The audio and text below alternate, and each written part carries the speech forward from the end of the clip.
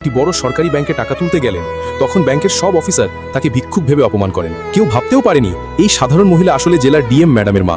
তাকে অবজ্ঞার চোখে দেখে সবাই ভাবছিল এই মহিলা এত বড় ব্যাংকে কি করতে এসেছে। এমন সময় মহিলা ধীরে ধীরে কাউন্টারের দিকে এগিয়ে যান।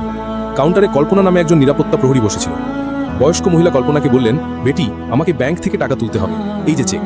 কল্পনা চেক না দেখেই মহিলাকে বলতে শুরু করলো, তোমার এত সাহস কি করে হলো ব্যাংকে আসার? এই ব্যাংক তোমার মতো লোকদের জন্য নয়।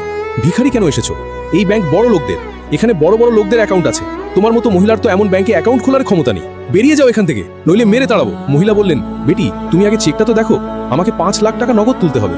এটা শুনে কল্পনা রেগে গেল। এটা কোনো মজা করার জায়গা নয়। তুমি কি ভাবছো তুমি যা বলবে আমি তাই মেনে নেব? তোমার মতো মহিলার এমন ক্ষমতাই নেই। আর কি বললে 5 লাখ? জীবনে কখনো এত টাকা দেখেছো? তাড়াতাড়ি এখান থেকে চলে যাও, নইলে ধাক্কা দিয়ে বের করে দেবো। ঠিক তখন ব্যাংক ম্যানেজার তার কেবিন থেকে বাইরে উঁকি দিয়ে জিজ্ঞাসা করলেন, কে এত হট্টগোল করছে? কল্পনা তৎক্ষণাৎ বলল, কোনো ভিক্ষুক মহিলা স্যার, যেতে চাইছে না। ব্যাংক ম্যানেজার রেগে বাইরে এলেন এবং কিছু না জিজ্ঞাসা করে সেই বয়স্ক মহিলাকে একটা জোরে থাপ্পড় মারলেন। থাপ্পড় এত জোরে ছিল যে মহিলা টলমল করে মাটিতে পড়ে গেলেন। তারপর ম্যানেজার নিরাপত্তা প্রহরীকে ডেকে বললেন, কি করছো? টেনে হিচড়ে বের করে দাও এই মহিলাকে। জানি না কোথা থেকে এসব লোক এসে পড়ে। কল্পনা জোর করে মহিলাকে ব্যাংক থেকে ধাক্কা দিয়ে বের করে দিল। সেখানে উপস্থিত সব গ্রাহক এবং কর্মচারীরা চুপচাপ সব দেখছিল। কেউ জানতো না যে এই মহিলা জেলার ডিএম নুসরাতের মা, আর এই পুরো ঘটনা ব্যাংকের সিসিটিভি ক্যামেরায় রেকর্ড হচ্ছিল। বাড়ি ফিরে মহিলা কাঁদতে কাঁদতে তার মেয়ে ডিএম নুসরাতকে ফোন করে সব ঘটনা বললেন। কিভাবে ব্যাংকে তার সঙ্গে অপমান করা হয়েছে, কিভাবে তাকে লাঞ্ছিত করে বের করে দেওয়া হয়েছে। এটা শুনে নুসরাত ভেতর থেকে কেঁপে উঠলেন। তার কাছে এটা যেন আগুনের চেয়েও কম ছিল না।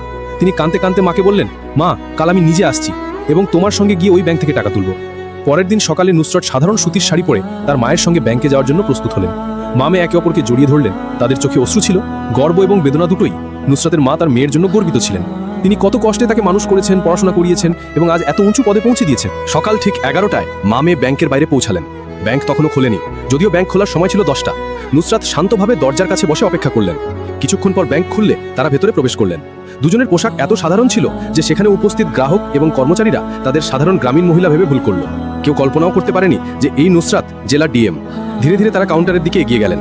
সেখানে সেই কল্পনা বসেছিল। নুসরাত বিনয়ের সঙ্গে বললেন, ম্যাডাম, আমাদের টাকা তুলতে হবে, মায়ের ওষুধ কিনতে হবে এবং আরও কিছু জরুরি কাজ আছে। এই যে চেক, দেখে নিন। কল্পনা দুই মহিলাকে মাথা থেকে পা পর্যন্ত দেখল। শাড়িতে একজন বয়স্ক মহিলা এবং সাধারণ পোশাকে একজন যুবতী। কোনোভাবেই তারা অফিসার বলে মনে হচ্ছিল না। সে ব্যঙ্গ করে বলল, আপনারা হয়তো ভুল ব্যাংকে চলে এসেছেন। এই শাখা হাই প্রোফাইল ক্লায়েন্টদের সঙ্গে কাজ করে। নুসরাত মুচকি হেসে উত্তর দিলেন, একবার চেক করে দেখুন ম্যাডাম, যদি না থাকে তাহলে আমরা চলে যাব। কল্পনা অনিচ্ছায় খামটা নিল এবং বলল, একটু সময় লাগবে, ওয়েটিং চেয়ারে বসুন। নুসরাত মায়ের হাত ধরে কোণে একটা খালি চেয়ারে বসে গেলেন। তিনি মাকে পানি দিলেন এবং নিজেও শান্তভাবে বসে রইলেন। ব্যাংকে উপস্থিত লোকজন তাদের দিকে তাকাচ্ছিল। এখানে সাধারণত ধনী ব্যবসায়ী, অফিসার এবং প্রভাবশালী লোকজন আসতেন, দামি গাড়ি এবং চকচকে পোশাকে। তাই সাধারণ পোশাকে বসে থাকা মা মেয়েকে সবাই অদ্ভুত মনে করছিল। চারদিকে ফিসফাস শুরু হয়ে গেল। কোন গ্রাম থেকে এসেছে? পেনশনের জন্য এসেছে হয়তো। এখানে এদের অ্যাকাউন্ট থাকার কথা নয়। নুসরাত সব শুনছিলেন কিন্তু শান্ত থাকলেন। তার মা একটু অস্বস্তিতে ছিলেন, কিন্তু মেয়ের ধৈর্য দেখে নিজেকে সামলে নিলেন। কিছুক্ষণ পর নুসরাত কল্পনাকে বললেন, যদি আপনার ব্যস্ত থাকেন তাহলে দয়া করে ম্যানেজারের সঙ্গে দেখা করিয়ে দিন, আমার জরুরি কথা আছে। কল্পনা বিরক্ত হয়ে ফোন তুলে ম্যানেজারের কেবিনে কল করল। স্যার, একজন মহিলা এসেছেন, বলছেন আপনার সঙ্গে দেখা করতে চান, পাঠিয়ে দেব? ম্যানেজার কাজ দিয়ে উঁকি মেরে দেখলেন সাধারণ পোশাকে একজন মহিলা তার মায়ের সঙ্গে বসে আছেন। অফিসার বলে মোটেও মনে হচ্ছিল না। তিনি ঠান্ডা স্বরে বললেন, আমার কাছে ফালতু লোকদের জন্য সময় নেই, বলে দাও বসে থাকতে। কল্পনা বলল, আপনি ওয়েটিং চেয়ারে বসুন, স্যার একটু পরে ফ্রি হবেন। নুসরাত কিছু বললেন না, শুধু মায়ের হাত ধরে শান্তভাবে বসে রইলেন। একজন অফিসারের মর্যাদা এবং একজন মেয়ের ধৈর্য নিয়ে নুসরাত তখনও পুরোপুরি শান্ত এবং সংযমী ছিলেন। কিন্তু মায়ের অস্থিরতা এবং লোকজনের ফিসফাস দেখে তিনি মায়ের হাত চেপে ধরে বললেন, মা, মনে হচ্ছে এদের কিছু যায় আসে না, এখন আমাকেই কিছু একটা করতে হবে। তিনি ধীরে উঠলেন, শাড়ির আঁচল ঠিক করলেন এবং সোজা ম্যানেজারের কেবিনের দিকে এগিয়ে গেলেন। ম্যানেজার, যিনি তখনও কাচের পিছন থেকে তাদের উপর নজর রাখছিলেন, ঘাবড়ে গেলেন। তিনি তাড়াতাড়ি বাইরে এসে নুসরাতের পথ আটকে বললেন, হ্যাঁ বলুন, কি কাজ?